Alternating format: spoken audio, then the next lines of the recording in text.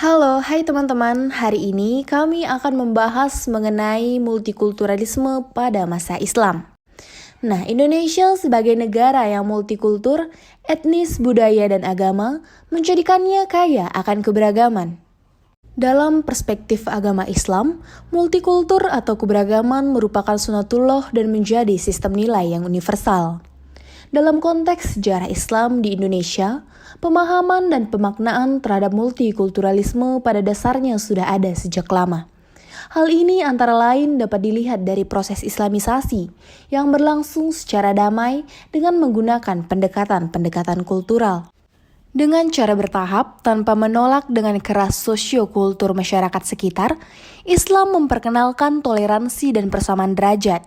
Bukti lainnya adalah berupa sikap terbuka dan bersahabat dari para penguasa dan masyarakat lokal terhadap orang atau bangsa asing yang datang. Dari sikap terbuka inilah dan bersahabat inilah, kemudian muncul interaksi yang intens antara atau unsur kultural, kemudian melahirkan pertukaran ide dan silang budaya, kerjasama ekonomi dan politik, serta lainnya. Wah, menarik banget ya. Kalian jadi penasaran gak sih mengenai multikulturalisme di Indonesia pada masa Islam? Yuk kita simak pembahasan berikut ini. Terdapat beberapa teori nih mengenai masuknya Islam ke Nusantara, yaitu teori Gujarat, India, teori Arab, Persia, Turki, dan Cina.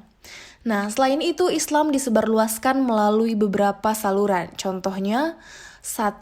Perdagangan, di mana Islam masuk dan berkembang berawal dari perdagangan. Para pedagang muslim masuk ke Nusantara untuk berniaga sekaligus menyebarkan agama Islam.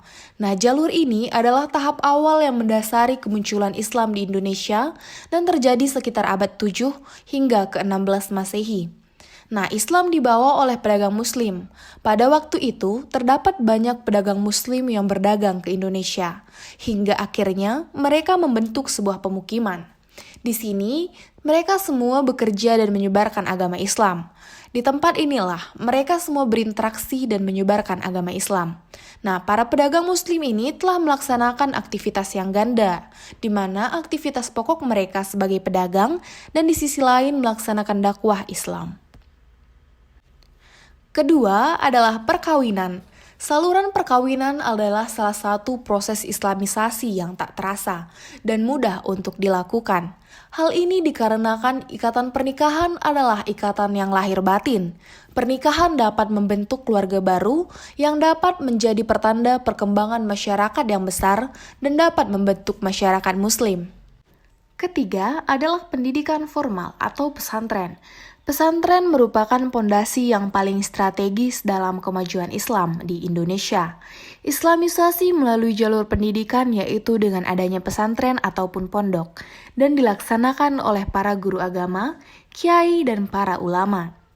Setelah mereka selesai menjalani pendidikan, mereka akan keluar dari pesantren tersebut dan mereka akan kembali ke daerah mereka masing-masing.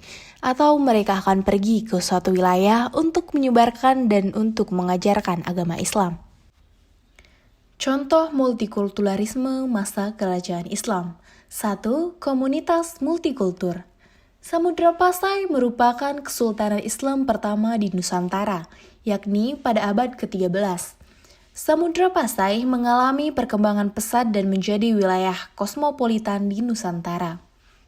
Pada masa kejayaannya di awal abad ke-14, jumlah penduduk Samudra Pasai sudah mencapai 20.000 orang, termasuk di dalamnya komunitas dagang Benggala, Venezia, Turki, Arab, Persia, Gujarat, India, Melayu, Jawa, dan Siam. Artinya, secara etnik, Samudra Pasai ketika itu sudah sangat beragam. Komunitas multikultur juga mengalami perkembangan pada masa Kesultanan Aceh.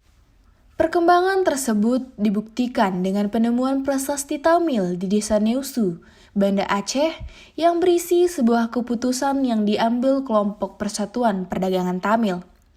Selain itu, di Teluk Lambaro juga ditemukan pecahan keramik Cina serta Thailand, Burma, dan Vietnam. Bukti lainnya ialah berupa tembikar dari India dan Sri Lanka, keramik khas Tiongkok, dan porselin. Dikutip dari Finir 2011, menyebutkan hal ini sebagai bukti dari ramainya interaksi sosial antar kultur dan etnis di Aceh.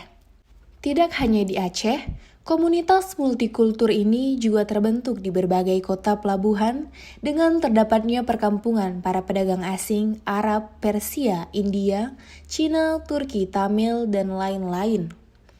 Jejak komunitas multikultur tersebut pada banyak daerah masih dapat ditemui jejaknya hingga hari ini.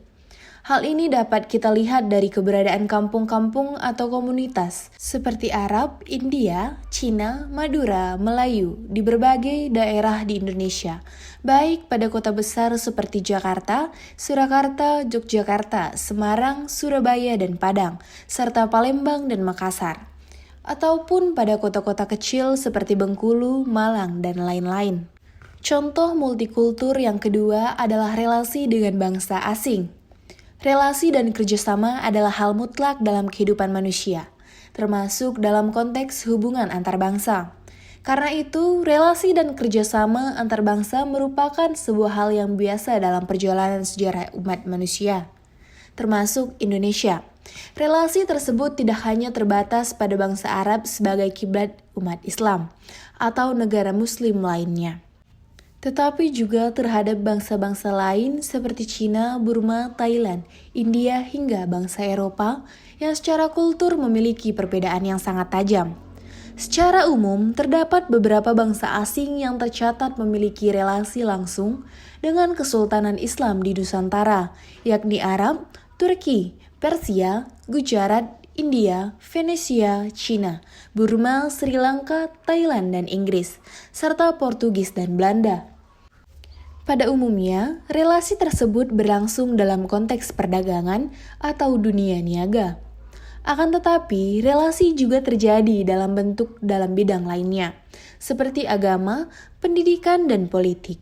Dalam bidang agama dan pendidikan misalnya, relasi dibangun untuk kepentingan dakwah dan pengajaran agama Islam, di mana penguasa lokal banyak mendatangkan ulama dari Timur Tengah sebagai guru dan juru dakwah. Contoh yang ketiga yang dapat kita lihat adalah pertukaran budaya, di mana terbentuknya komunitas multikultur masyarakat Nusantara pada zaman Kesultanan Islam mau tidak mau akan memberikan dampak dalam bidang kebudayaan. Hal ini dikarenakan masing-masing bangsa datang dengan membawa berbagai atribut dan simbol kebudayaan yang mereka miliki. Unsur kebudayaan Arab atau Timur Tengah misalnya dapat kita temukan dengan mudah dalam hal keagamaan atau praktek tradisi keagamaan. Kosakata hingga nama, tradisi keagamaan misalnya, hingga hari ini masih bisa kita jumpai berbagai tradisi Islam yang telah mengalami akulturasi dengan kebudayaan lokal seperti tradisi tabot atau tabut di Bengkulu dan tabuik di Pariaman yang berasal dari tradisi Islam Syiah di Iran.